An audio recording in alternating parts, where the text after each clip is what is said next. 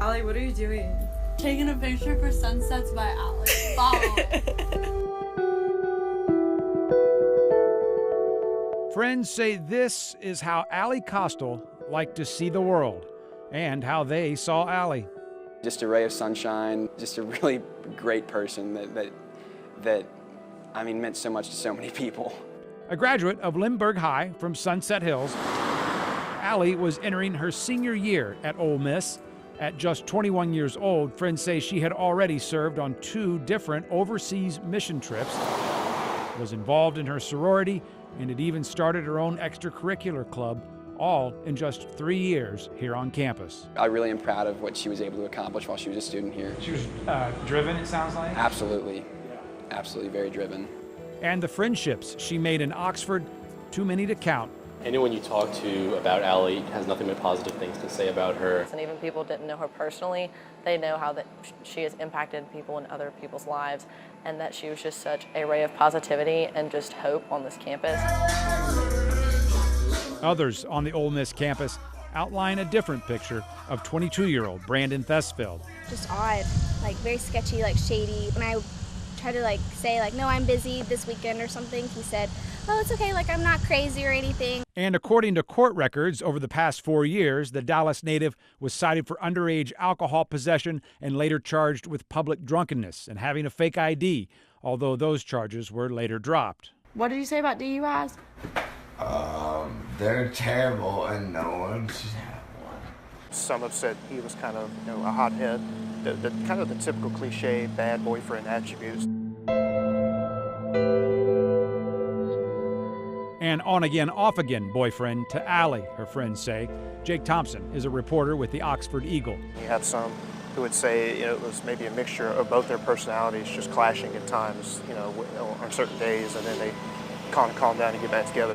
Whatever their relationship was really like, Theesfeld would be one of the first people investigators wanted to find after the morning of July 20th.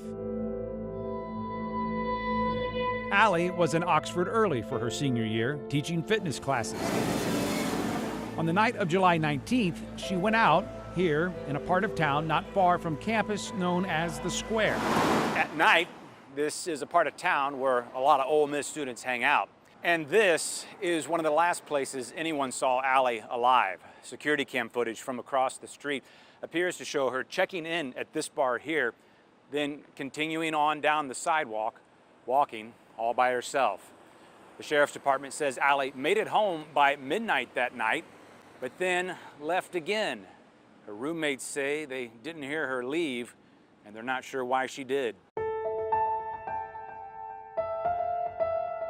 Authorities say after that, another security camera saw Ally here at this gas station with Brandon Theesfeld. It's about 30 miles from campus near Sardis Lake, a popular lake for boating and fishing that also has some secluded spots like this one that are hard to find if you don't know where you're looking.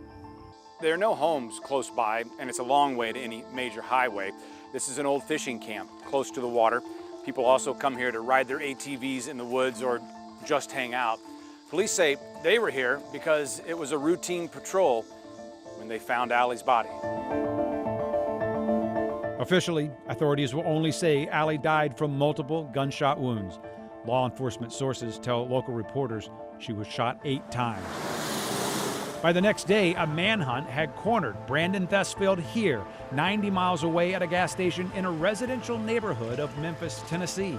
That's not a place that you would find somebody on a Monday morning around 9:30 unless they lived in that area. They kept that part quiet about why he was up there, and obviously they were tracking his phone and any cards, debit cards, credit cards, and they pinged him up there. Brandon, do you want to say anything? Lafayette County Sheriff's deputies brought Theesfeld back to Oxford, where a grand jury handed down a capital murder charge for Ally's death, alleging murder and kidnapping. People have said that Brandon and Ally had a troubled relationship, even verbally abusive, some have said, and then I've seen others describe him as arrogant and misogynistic. Some might say that that doesn't look good for your client.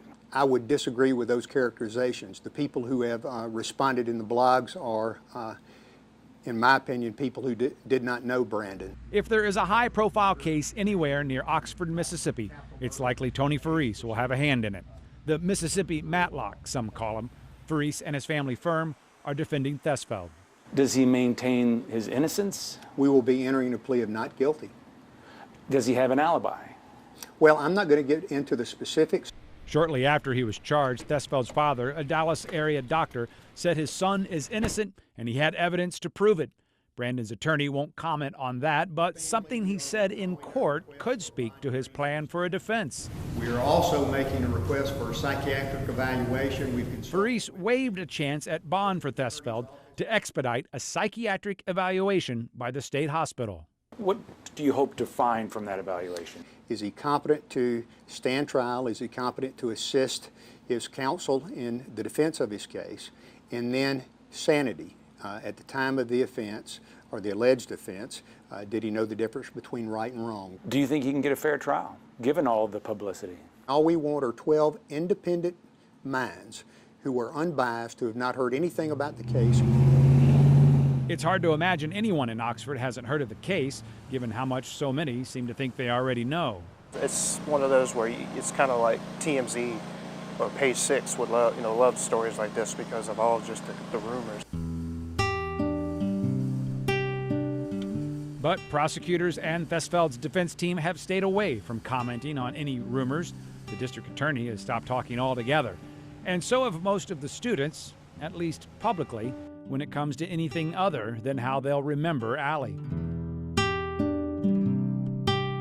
Take the headlines away, take away what happened. She deserves every single bit of praise and every kind word that's been said about her. At its first official act of the new school year, the Ole Miss student government passed a resolution in Ally's honor, determined to remember Ally the way she saw the world.